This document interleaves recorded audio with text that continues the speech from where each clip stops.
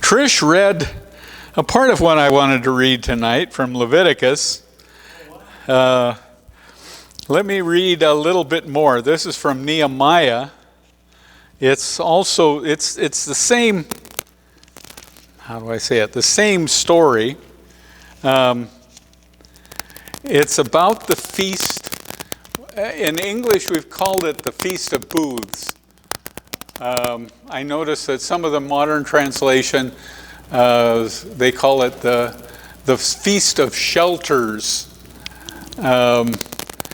It was called the Feast of Tabernacles. Some of you know the Old Testament word for tabernacle. I mean, tabernacle is the word for tent. So basically what this was a week of camping out. Let me find here Nehemiah.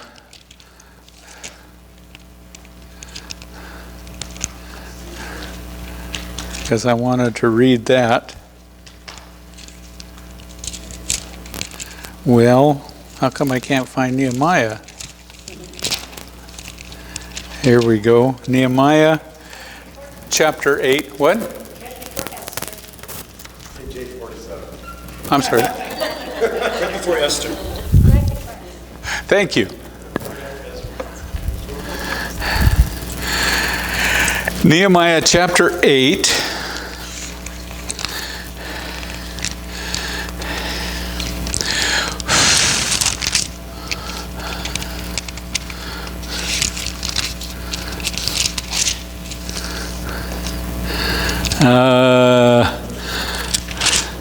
Starting with verse 14.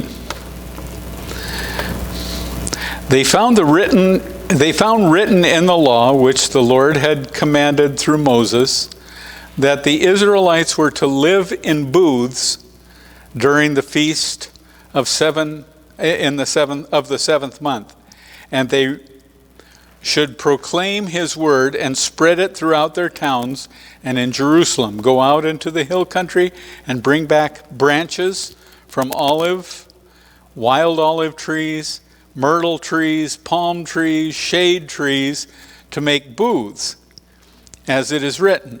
So the people went out and brought back the branches and built themselves booths on their own roofs, in their own courtyards, in the courts of the house of God, and in the square by the water gate, and one by the gate of Ephraim. The whole company that had returned from exile built booths and lived in them, from the days of Joshua the son of Nun until the day that the Israelites had not celebrated like this. And listen to this. And their joy was very great. I want for you to get this. Now, this is sort of equivalent to our Thanksgiving. And those of you that have ever thought about it, what does Thanksgiving have to do with turkeys? But this was a thing that God was doing, and he wanted it to be done every generation to participate in this, so the generation would hear from their parents and grandparents what took place during those 40 years when the Jewish people, the nation, lived in the desert. He wanted for them to understand their God. And this is why they were doing this. Most of you have read these passages where it says, and a generation grew up that knew not God. That's a sad story. You wonder what happened. The parents didn't talk to their kids about God. And so they didn't know God. They didn't know who he was or how he worked. But this was an effort so that once a year, every year, they would live in tents or these branch-made houses. They would live in these for a week. And what would they do during that week? They would talk about what God did during those 40 years. This is an interesting story because the time that the Jewish nation was most vulnerable, they didn't have an army, but God protected them. Twice, fully equipped, fully trained armies came after them, and they didn't even have weapons. When they left Egypt, God and things, tell them to get swords and shields and that kind of thing. So they did not have anything for war at all. They were not equipped for war. But when these nations came against them, God rescued them. It was awesome. And so these are the stories that they would tell while they're in their tents for this week. They would talk about the times that God supplied food, water, and this is out in the desert. There's not water out there. I don't know how many of you have seen there's on one of those, I don't know what to call it, channels that talks about history and all of this. They do they're trying to figure out, the city of Petra. That was in the Indiana Jones movies. The city of Petra. I think it's spelled Petra. What's that? Petra. Petra? We've been there, but anyway. Oh, really? Yeah. Well, they talk about how come Petra is out there in the desert. And they're going, because there was water. And so they trace the water, and it goes back to the same rock that Moses hit. Remember when he hit the rock? It goes all the way back to that rock. And there's still water today coming out of that rock. That's pretty exciting. And this is in the desert. So, this is the kind of thing that the people would tell each other. They would talk about the fact that they were out there 40 years and their shoes never wore out. Their clothes never wore out. Nobody in 40 years got sick.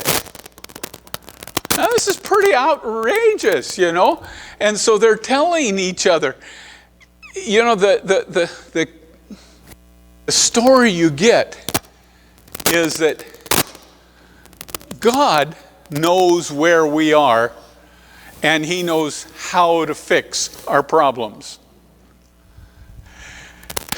If you want to know your God, this is a good thing to know. He knows where you are, and He can do the miracle that you need to solve your problem. That's a pretty impressive thing to know. Now, this is a part of the reason why I wanted to do this is because we live in an age, let me just tell you, if you haven't experienced it already, we live in an age where everybody feels oppressed. Somebody has kept them from having everything that they wanted to have. Kept them from having as much money as they wanted, or as nice a house as they wanted, or as nice a car as they wanted, or having a position that they wanted. Somebody's to blame, or something. Do you know that? That's the way people feel today. I've been saying this for several years.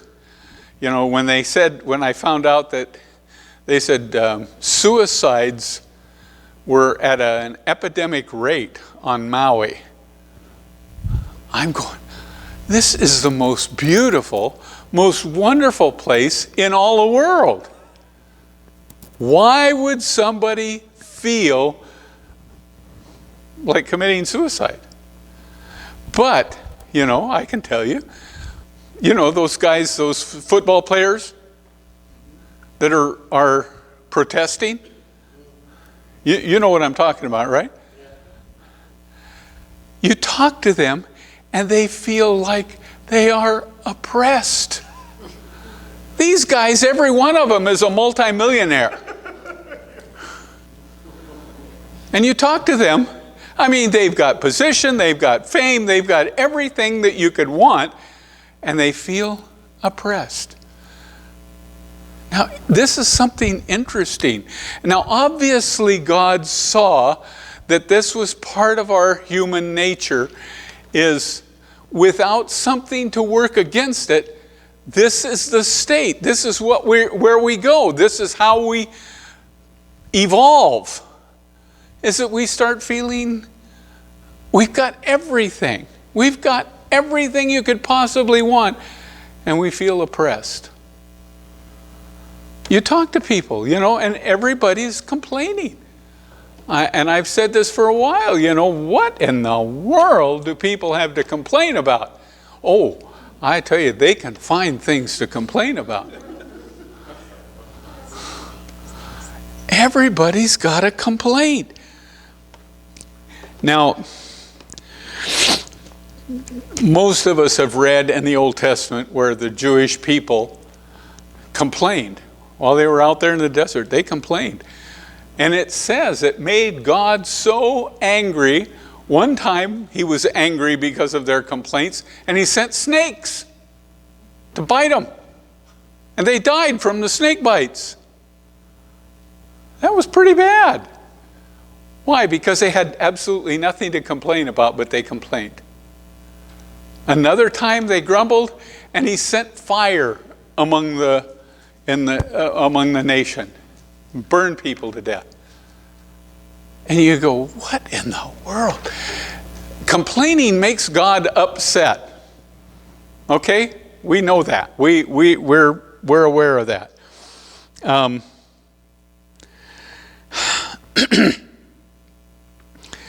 Why do I want to?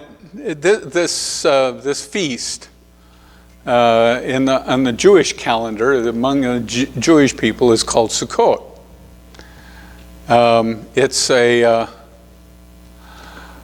basically a time for the people to reacquaint themselves with who God is. And this is what they did. They would camp out in these booths, these dwelling places, and they would talk. They would tell their stories.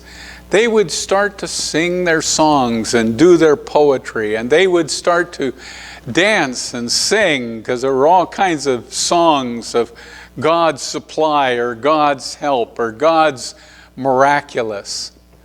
And so, it was a wonderful time to rebuild their understanding of who God was. Now, is that important?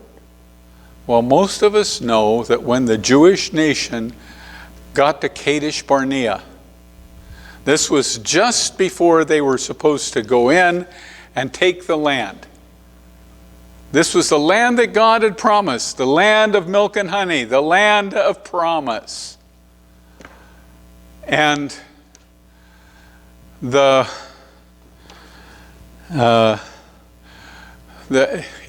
said, well, send in some guys to bring back some of the fruit to see what the state of the country is. And so guys went in and came back, and two things. One is that they were astounded at how abundant the land was. It says that they brought back one bunch of grapes, and two guys had to carry the one bunch. They put the one bunch on a pole, and two guys had to carry the pole. That's how big this one bunch of grapes was. It was awesome. They came back saying, it's beyond our dreams, this new land that God has promised. It's awesome. How many of you know that's God? But they said the problem is there are giants in the land. Now you remember this story because they sent in 12 spies, one for each tribe. 10 of them came back saying, their armies are too big, the city walls are too big, it's an impossibility. 2 of them came back and said, no, it's not an impossibility. We're serving a God who does that kind of stuff. If God said that it's time for us to take the land, then God will make it happen. So this was, 2 of the spies felt like that. Now I want to ask you, how did those 2 spies get such a different picture than the 10? And I want to refer back to this time of booths. What did they do? They told stories about how God had done the miracles in the past, how God had intervened in the past. They encouraged each other. This is who our God is. You know, I say this all the time. Why do we come to church? Part of it is to be encouraged, to hear testimonies like Pepe's. God is still answering our prayers. And he answers our prayers in crazy, outrageous, miraculous ways. Now, I try to figure out sometimes how God does these miracles. I don't know how God did that miracle on Pepe's case when they opened up the record and they're going, were you born in Guatemala? He says, no, I was born in Mexico. And they're going, well, your record says that you were born in Guatemala. He says, I've never even been to Guatemala. How did God get that written there? And it's been in there all these years. This lawyer, I had to be a lawyer to get his documents, but wrote in there that he had a court date. He missed his court date. He didn't even know that he had a court date, but it was in his record. And so they were holding that against him. They were saying, you didn't show up. He said, I didn't even know about it. So this is what's going on. How did God get that done there? I don't know. But, you know, God's got ways. God can do that kind of stuff. And so, you know, this is a part of what God is doing. You know, I thought about, you know, when the Jews are out in the wilderness, and how did they know where to go and when? Do you remember? What's that? The cloud and the fire. Yes. There was a cloud during the day, a pillar of cloud. So that means, you know, it wasn't a nice fluffy cloud. It was a pillar of cloud. I mean, you would recognize that, right? That's not like all the rest. And that pillar of cloud would lead them where they were supposed to go. And at night, that pillar would turn into fire. So you can follow it even at night. That's pretty awesome. I think, you know, some of you know Pastor Rob. He's a pastor up country, and he's Jewish. And this is what he says about Jews. He says, if you've got 2 Jews, you've got 3 opinions.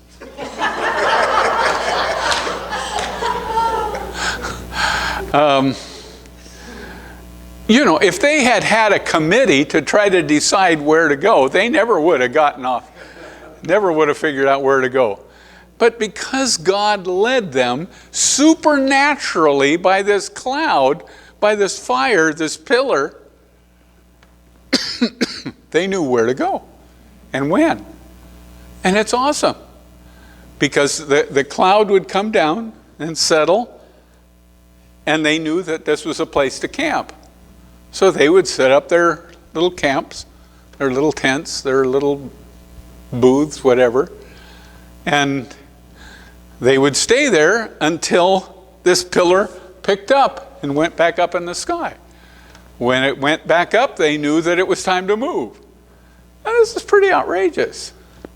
And, I wanted to say this. I said this several times in the last few weeks, but I think it's really an important thing for us to get a hold of. In Jeremiah, we read that scripture that says, our hearts are deceitful and desperately wicked. I hear people say all the time, oh, just follow your heart. I think, wait a minute, that's not what God says. God says your heart is a dangerous one to follow. He says, don't follow your heart, follow God. Follow His Holy Spirit.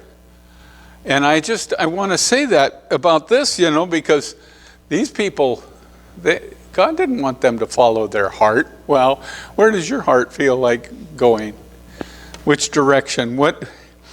And tomorrow I'm going to talk. It's going to be a continuation of this, but I do want for you to understand. When you know your God, and that's what this whole thing of Feast of Booths was supposed to do, is help them to know their God. When you know your God, you don't follow superstitions. You don't follow what somebody comes along and says, well, I have a revelation. And the reason I say that is because, like I say, there's people today who feel oppressed. They're feeling like the government is oppressing them. Taxes are oppressing them. I want to say we need to know our God, because when we know our God, we don't get tricked. We don't get fooled. We don't get deceived. There are people who are deceived. I'm talking about the football players, that are protesting their oppression. I wish some reporter would ask, how are you oppressed? You live in the best part of town. You live in a secluded, gated community. You've got millions of dollars in the bank. You've got multitude of cars. How are you oppressed?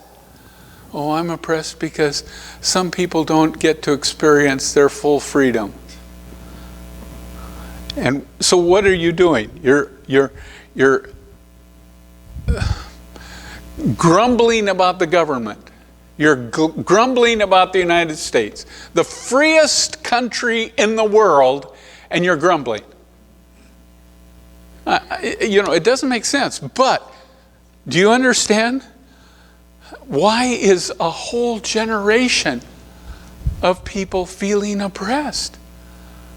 Do you understand that we have an enemy who gets to us, who convinces us of things that aren't even true? It doesn't even have to be true. But we're convinced. How many people are protesting? I don't want to get too carried away with this, because I want to talk about it tomorrow again. But let me say this. If you are oppressed, you don't have a dream. You don't have a vision. You don't have an excitement about the future. That's what happens. And how many of you understand that's what Satan wants to do to you? He wants for you to lose your dream, you lose your vision. I want to say this, and I'm going to talk some more about it tomorrow, but I want for you to understand, when you look at a crisis, when you look at a problem, when you look at an impossibility for your life, what does it do to your expectation? Well, the reason that they would celebrate this 1 week every year was to say, how does God take care of people who are vulnerable? How does God take care of people who don't have the ability to take care of themselves? And that was they would get up and dance at night. God has taken care of us. God has slain the armies that came against us. God has supplied food. God has supplied wonderfully for us. Nobody ever got sick. That's amazing. So this is what I want to say. God told the nation of Israel, at least once a year, I want you to pause for a whole week. I want you to only think about what God has done for you. I only want for you to start counting your blessings. I don't want you to think about your problems. I don't want you to exaggerate your difficulties. Do you know that people do that, right? We don't do that, but other people do that, right? And I want to say, given an opportunity, our hearts deceive us. Our hearts say, oh, if it weren't for those neighbors, your property values would be worth more. If it weren't for those neighbors, you could grow the things that you want to grow, but they complain about everything that you grow. You are so oppressed. You need to feel sorry for yourself. And what does that do? We're not ready to conquer armies. We're not ready to trust God with the miraculous. We're not ready to spread our wings if we are thinking like that. And so that's what I want to talk about. I mean, that's what I wanted to say. I'll talk a lot more about it tomorrow, the things that happen to us when we don't have a miraculous God who loves us and who knows where we are and knows what's happening to us. This is what I'm talking about. So the Jewish nation felt so oppressed. I'm going to give it a different word. They felt bored. And so what did they do? We need another God. We need a God who will lead us back to Egypt. So they created a God. People today create gods. They've got gods of money, gods of insurance, all kinds of gods. Why? Because they feel oppressed. Okay, enough. What we want to do tonight now, since I didn't take too long, what we want to do is celebrate the Lord's Supper. Now, those of you who've been around for a while, I say this all the time. Why do we do this every month?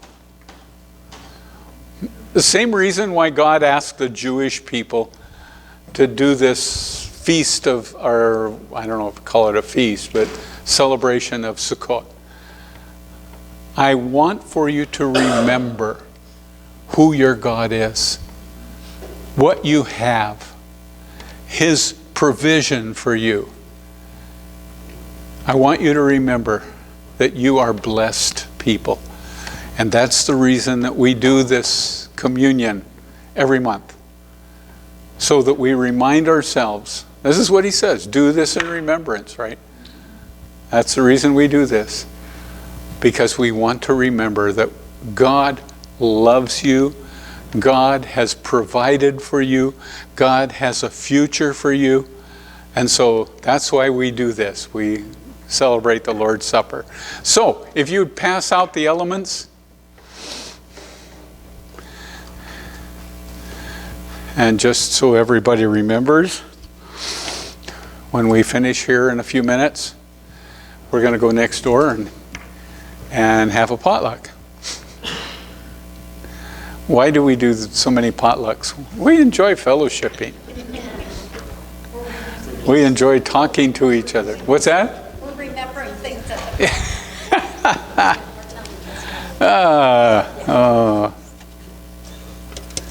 Thank you, Junior.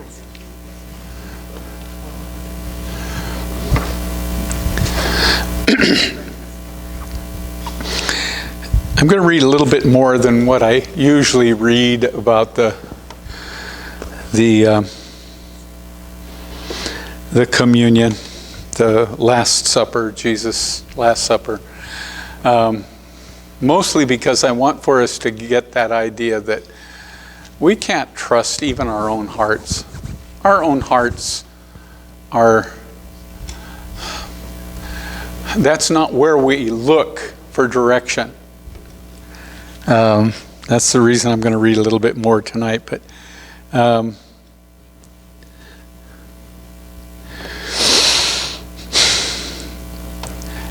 going to read. This is Matthew 26. I'm going to start reading at verse 30. When they had sung a hymn, they went out to the Mount of Olives. Jesus told them, "This very night, now he's talking to all of his disciples.